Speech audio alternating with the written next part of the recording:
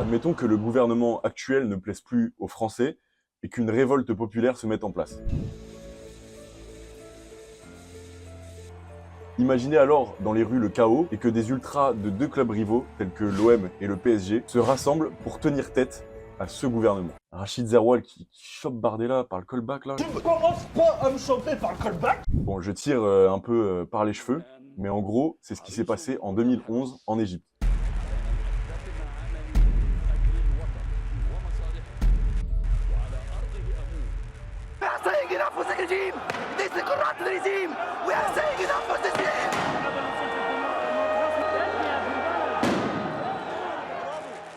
Au Caire, les supporters de deux clubs qui, de base, ne peuvent absolument pas se piffer, Al-Ahly et Zamalek, ont rassemblé leurs forces pour renverser le gouvernement d'Hosni Moubarak pendant les printemps arabes en Égypte. Intéressons-nous à ce passage si passionnant de l'histoire ultra d'Afrique du Nord.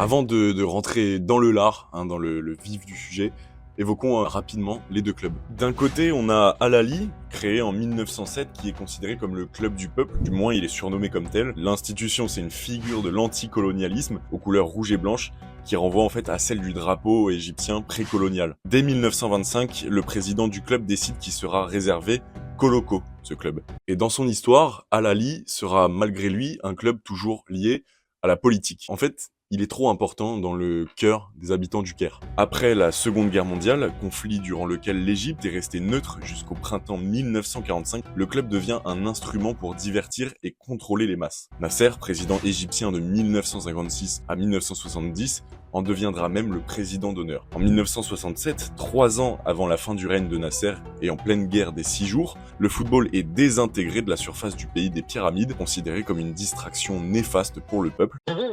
Il y a aussi un petit peu de seum après une défaite la même année face à l'État hébreu qui réjouit pas Nasser et son petit entourage. Le football est annulé. Autre instrumentalisation, par exemple, le successeur de Nasser, Anwar el-Sadat, passe un accord de paix israélo-égyptien en 1978. Le traité est vu comme une trahison par rapport à la politique de son prédécesseur qui était plus sur un axe, lui, pan-arabique, donc contre Israël et la colonisation de la Palestine.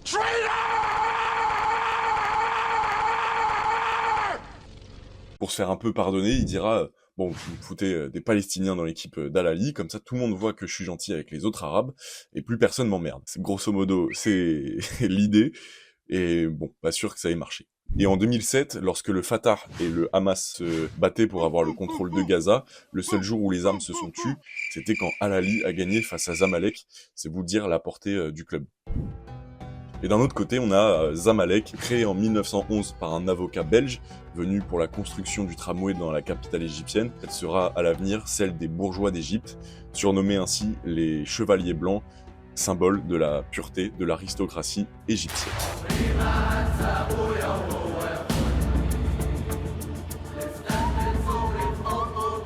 Vous l'aurez compris, la rivalité entre les deux clubs, en plus d'être séculaire, elle est sociale et politique.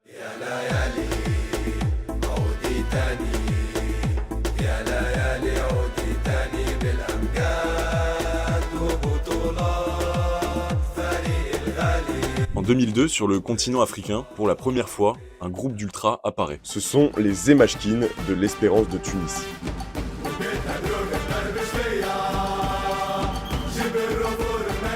Les Tunisiens s'inspirent de ce qu'ils voient sur internet, ce nouveau et formidable outil qui vient conquérir tous les foyers. Les cultures du supporterisme italien et serbe sont reprises au Maroc et en Algérie. Se met en place alors l'autofinancement des groupes, une organisation affûtée de la solidarité, et pouf, les tribunes se retrouvent animées.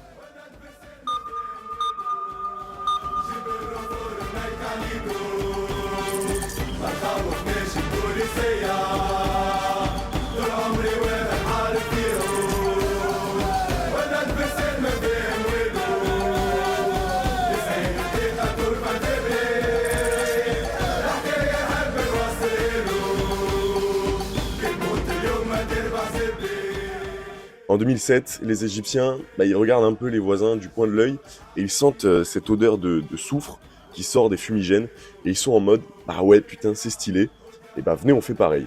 Et les ultras alaouis pour Al-Ali et White Knights pour Zamalek voient le jour. Pourtant, la liberté d'association et de manifestation n'existe pas en Égypte, tout se fait clandestinement. Les ultras alaouis rassemble assez vite près de 5000 jeunes de 15 à 25 ans, tous issus des classes populaires, en quête de frissons, en quête d'identification, en quête de sens, dans une société arabo-musulmane conservatrice et autoritaire que la plupart rejettent de plus en plus. Donc vas-y que je te siffle la bouteille de Jack, que je te pète un petit coup la gueule de l'ultra d'en face. Bon, je caricature, mais en gros c'est ça, hein, c'est un exutoire. Et attention, je juge pas du tout parce que face au chômage de masse et à l'emprise familiale autoritaire qu'il peut y avoir à la maison, les ultras c'est la seconde famille du week-end, voire celle de tous les jours.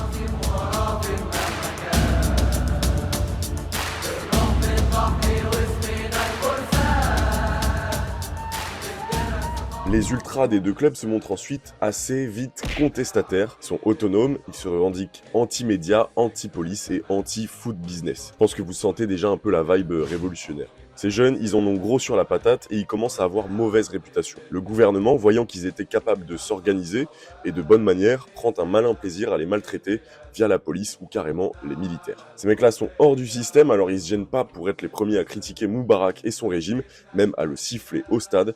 Gros désaveu en plus parce que Moubarak kiffe le foot et on a fait un outil lui aussi. En 2011, on compte près d'une dizaine de milliers de jeunes sans emploi au sein des ultras alaouis.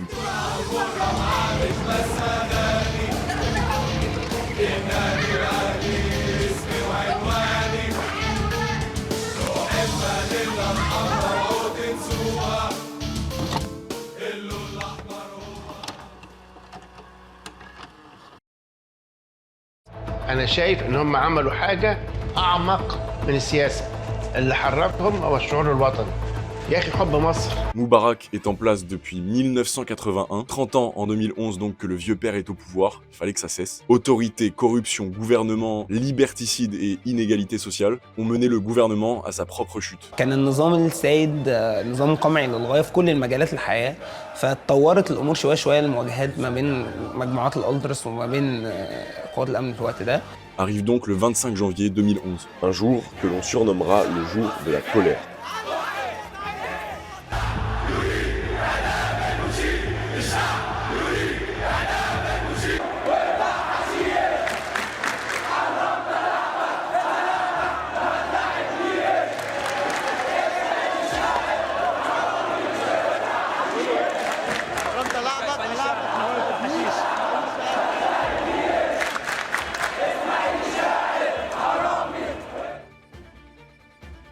Sur Facebook, près de 10 000 ultras de Zamalek et d'Al-Ali se chauffent le crâne et s'organisent pour se rendre dans la rue après un appel de la jeunesse égyptienne à aller manifester. Tout se passe place Tahrir, lieu central et même stratégique des mouvements révolutionnaires du printemps arabe en Égypte. Les plus déterminés franchissent les barricades posées par la police et affrontent courageusement les forces de l'ordre déployées par Moubarak. Bah ouais, parce que sur place, les ultras, ils s'organisent malgré la rivalité sportive. Ils amènent au mouvement contestataire leur bravoure face à la police, leur créativité, leur art de l'insulte, leur rythmique pendant les chants. Ils vont jusqu'à patrouiller sur la place, ériger des checkpoints, se répartir des rôles. Toi, tu lanceras des pierres, puis toi, tu t'occuperas d'incendier et de retourner les voitures. Et puis l'autre va monter à mobilette, va fabriquer des lacrymos et les lancer sur les policiers. Je cite, ils allaient là où les ambulances ne vont pas, et ont sûrement évité des dizaines de morts. Sans eux, rien n'aurait été possible car ce qu'ils font, personne d'autre ne peut le faire. Ils nous ont montré qu'il était possible de tenir tête aux flics du dictateur. Ça, c'était le témoignage d'un militant de la jeunesse pour la liberté et la justice en Égypte. L'image des groupes ultras, jusqu'alors négative, change du tout au tout. Ils incarnent désormais la force, le courage et la détermination. En vrai, moi je trouve ça incroyable. Le 2 février 2011, lors d'un affrontement que l'on surnommera la bataille des chameaux, 3 morts et des centaines de blessés seront comptés du côté des ultras alaouis face au pro-Moubarak. Et justement, Moubarak, lui, il démissionne le 11 février après 17 jours de révolution et 890 morts, dont 26 policiers. Écoutez ce que dit ce politologue égyptien, Ashraf El-Sherif. À Tahrir, on s'est souvent cru au stade, surtout quand Moubarak a annoncé sa démission.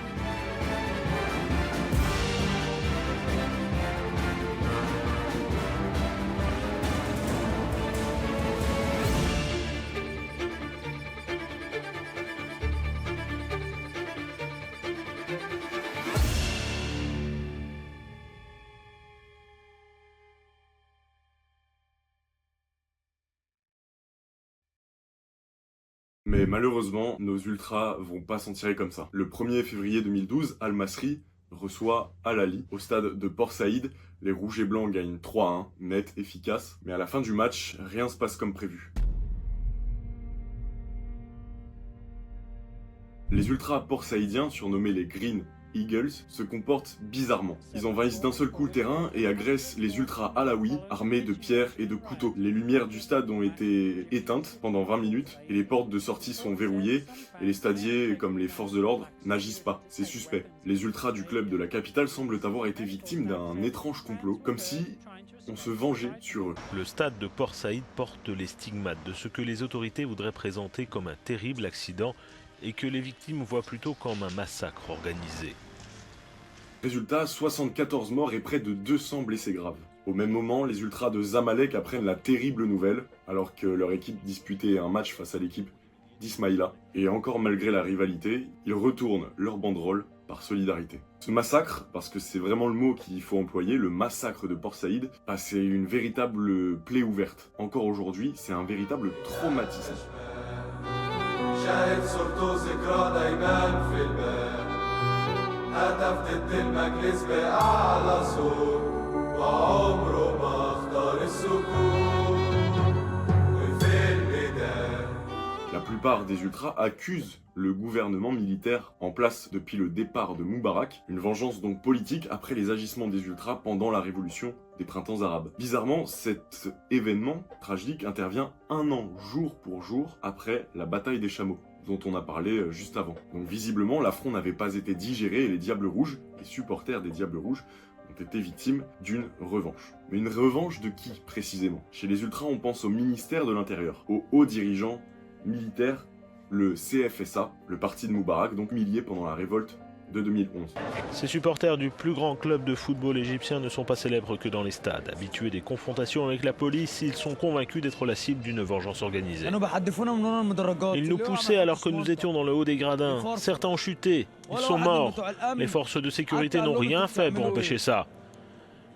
J'ai reçu des coups de couteau à la main et à la tête.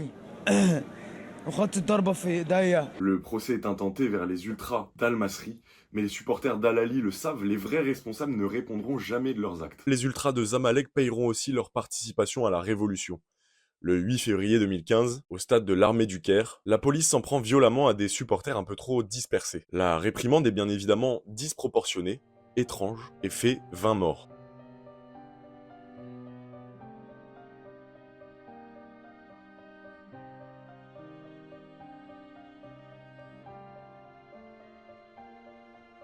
Aujourd'hui, le moins qu'on puisse dire, c'est que la fibre révolutionnaire est toujours dans l'air chez les ultras, mais qu'elle s'est un peu quand même évaporée. Il y a eu trop de pertes humaines, et les ultras ont fini par se replier sur eux-mêmes. D'ailleurs, les nouveaux combats, incarnés par les pro-féministes, n'ont pas obtenu la même popularité chez les supporters taxés de virilistes et de pro-patriarcat. Impuissants, les ultras ont vu s'enchaîner après Moubarak des gouvernements tout aussi corrompus. Après avoir perdu des amis, de la famille, l'espoir s'en est allé des tribunes. Mais finalement, rester un ultra cantonné au sport, c'est parfois plus sûr. Mais voilà comment l'organisation d'une poignée d'hommes peut mener au plus grand soulèvement de l'histoire de l'humanité. Voilà comment le courage d'une masse peut permettre un tel exploit. Il y a quelque chose de beau dans la révolte populaire organisée à partir de presque rien, notamment face à des gouvernements armés jusqu'aux dents. C'est pour ça que je voulais partager ça avec vous, parce que pour l'opprimé, mettre sa colère au service d'une cause juste pour son pays et sa communauté est parfois la seule solution, quitte à périr. Merci de m'avoir écouté, j'espère que la vidéo t'a plu. Si c'est le cas, n'hésite pas à t'abonner, partager, liker, commenter même, si tu veux débattre. Et un documentaire devrait prochainement voir le jour sur la chaîne, restez connectés, ça risque d'être super bien. Moi, j'ai des trucs à faire. Ciao. بالنسبة لي الدنيا متكونة من سلطة ومال يا أسخل إلا برجلي أسرق وأبقى راجل أعمال جيل أولتراس نور طريقي ووصلني لعالم الخيال فكرة تمحي هموم الدنيا وتخرجني من الضلال